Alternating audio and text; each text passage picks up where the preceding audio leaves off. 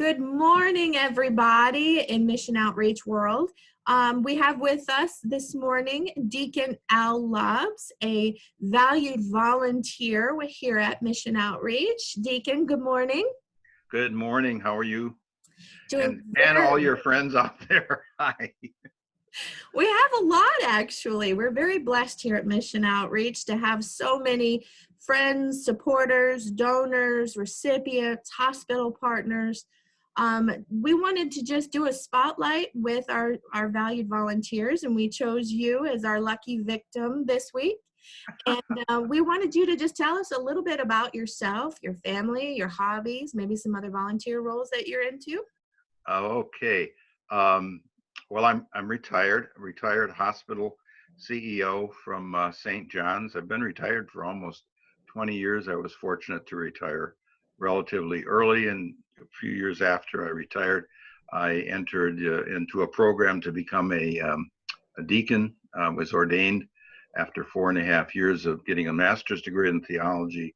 Wow. And then spent 10 years as a volunteer at our parish, Christ the King, here in Springfield, at which I started, and at about the same time I was ordained, I started volunteering at Mission Outreach because Sister Ann Pitzenberger, who I had worked with in administration, said to me, "We want somebody to try to see if you could get some volunteers to work with you on Wednesday mornings."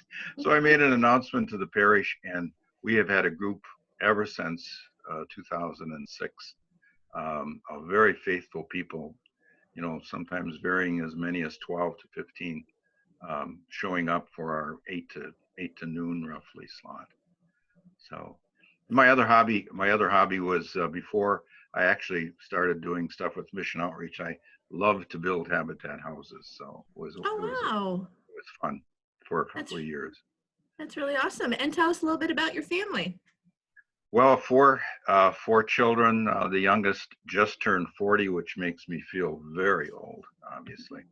And she's the farthest from us. She works and lives in Geneva, Switzerland. I have a daughter with 3 grandchildren in Houston, Texas.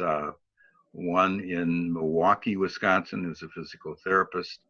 A neuropsychologist in Arlington, Virginia, who works for the Department of Defense and always jokes that she can't tell us what she does, but and so she doesn't.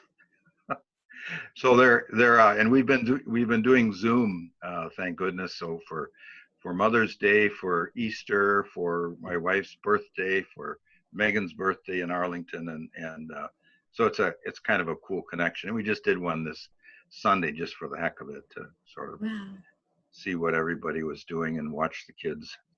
The Easter one was the cutest though, because all the kids waited until they got on Zoom to bite the ears off their bunnies. So hey, that's great.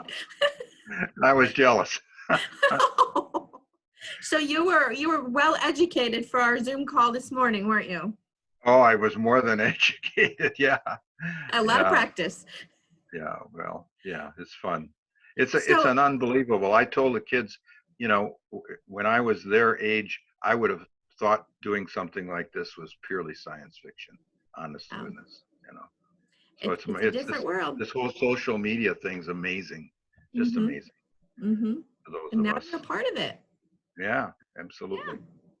So and can't wait to get back to Mission Outreach. I had a call from one of our other volunteers who's been part of my team for 8 years, and he said, I'm not sure that I miss, sometimes working with sheets and laundry, but I'll tell you, I just miss everybody. And, so it isn't just doing something that's really beneficial to the folks in the third world, principally, but it also does a lot for those of us who have got kind of like a little family, that gets together and does something for somebody else. It's a wonderful, kind of a wonderful experience to have this family grow up around doing good, if you know what I mean. Oh, I do. I do. So you've already started to touch on my next question, and that is why you volunteer at Mission Outreach. It sounds like you just really like the camaraderie, the social aspect, but can you comment on any other reasons why you volunteer Well, with us here? yeah, I mean, I had heard about it, you know, and in some respects, it got started going after I'd retired, but Mhm. you know, it was something that to me was just as an obvious benefit, and with my background in healthcare, it was easy for me to, you know, to get into it, to learn a little bit more. I'm still learning every time we find a new item that the hospitals are wanting to get rid of, and we're trying to find a new home for it and see if anybody out there in the third world needs it. But it's such a wonderful concept of getting, you know, something that's needed in a far off place. One of our oldest volunteers um, who died about a year and a half ago told me one day he spent his youth in the Philippines and the Pacific in the Second World War, and he swore if he lived to get home, he wasn't going to leave the U.S. again, and he never did. His wife couldn't even get him to go on cruises in the in the Gulf of Mexico. Um, but he told me one day, he said, you know, it's really amazing. Here I am packing these 3,000 exam gloves, knowing that they're going to go to South America and I'm never going to get there. You know, and it's kind of an interesting twist. You had to know him to appreciate how serious he was about his love of his country, but also just not wanting to travel. But the idea Mhm. of being able to do something that was going to end up in a faraway place just intrigued him immensely. So, and it's the truth. I mean, we save a lot of stuff that would get Mhm. thrown out and end up in landfills, and Mhm. that's very consistent with hospital sisters, you know, sort of Franciscan spirit of Mhm. reverencing the earth and the good earth and protecting the environment. So we do a lot of trying to uh, you know, resource stuff that obviously is still valuable, especially from the hospitals, and repurpose it. So when you do volunteer with us, what's your primary role? I guess I came into the role as the lead, the sort of the lead worker for our Wednesday group. And so I kind of take any new recruits that we have under a wing, so to speak, and just kind of teach them the ropes and, you know, explain to them what this is. And sometimes people will look at something and I'll say, I don't think you really want to know what that would be used for in surgery. But Shh, top but any secret. but anyway, yeah, just put it in the surgery barrel, Cute. and, and we'll send it on to somebody else, so they'll use it. So, Yeah, but absolutely. it's fun to pass along that knowledge. And we've had a couple of retired teachers that joined. I think it's 4 years ago now, after they retired, and they've even in you know I jokingly say you dragged your husband in. Well, now their husbands love coming, so Mhm. we got a team of two teams of husband and wives who have been That's immensely yeah. helpful and just have actually gotten to the point where they could be team leaders themselves. They're so good. So. That's awesome. So outside of watching your grandchildren bite the ears off chocolate bunnies, what else are you doing to fill your time? Well, um, have always been a reader when I could find quiet time, and this has been great. And I've got a really good friend who shares my interest in philosophy and theology, and we've been reading some 600-page books and Wow. going through them kind of chapter by chapter. We use Skype, not Zoom, though, and Hmm.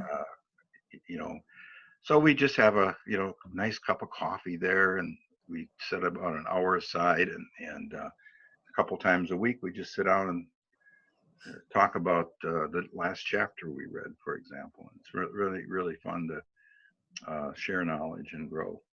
Yes. Even at my age of 75, everybody out there, you're always have space to grow. So Absolutely. don't think you're done. Nope. Nope. You're not. It's not over until it's over, right? Absolutely, absolutely. So, what are And you looking?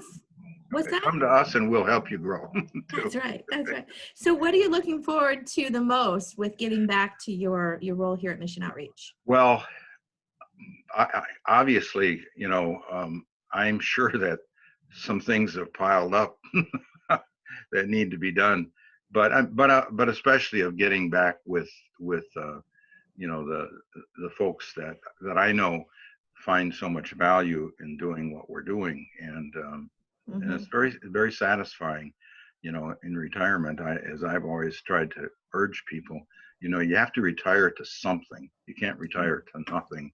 It's the Mm-hmm. worst thing in the world psychologically for you as a person to do that. So, find something that you find meaningful and that you enjoy, and make it a part of your new life as a retired person. So, Mm-hmm. Well, there is still a lot going on here at Mission Outreach. I am actually in the office. We started back in the office full time a few weeks ago, and we've had a few containers roll out to Nigeria and Bolivia and Ethiopia. We have 2 containers that are coming together. Actually, it's 1 container, 2 orders to Ghana, and that's currently, it's all hands on deck. I've been in the warehouse in my dirties getting items pulled. So it's yeah, hands on deck. There's still things happening here, and yeah. we're obviously responding to the needs of our community here locally. So we're even pulling COVID orders for the Big Five here in Springfield. Would you like to comment at all about how Mission Outreach is involved in the local impact? I'm just aware of, from what I've seen, as a kind of a collection point and distribution for items that individuals can drop off and Mm-hmm. can be used.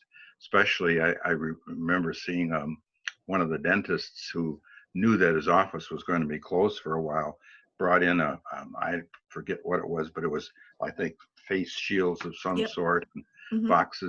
several boxes of those. He said, "We're not going to need them for. I'm not going to need them for a couple months probably, and you Mm-hmm. might as well, you guys can get them to a place that needs them more." And that's a great role for you to be in, to be able to move them to where they're needed most. So, Mm-hmm. Absolutely. Well, thank you so much for your time this morning, Deacon Al. well, you're welcome. It's good. I mean, And it's good to see you, and we're because I've here. missed. I know I've missed seeing you and everybody else there, Yeah, and say hi to Georgia for me, and I will. give her an elbow bump. I know you can't give her a hug now, but give We her an we elbow. have been doing elbow bumps, and we wear our masks when we're not in our office. So we are All compliant right. with all CDC guidelines. Well, Absolutely. thanks, Leslie. Bless you. Take care. God bless. Thanks so much. You're welcome. Bye bye. Bye bye.